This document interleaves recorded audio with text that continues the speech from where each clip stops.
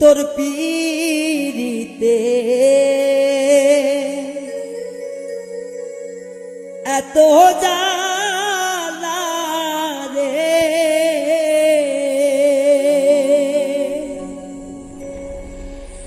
আমার মাটির ভান্ডে আর কো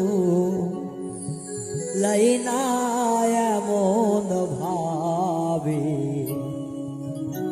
আর মারিস না।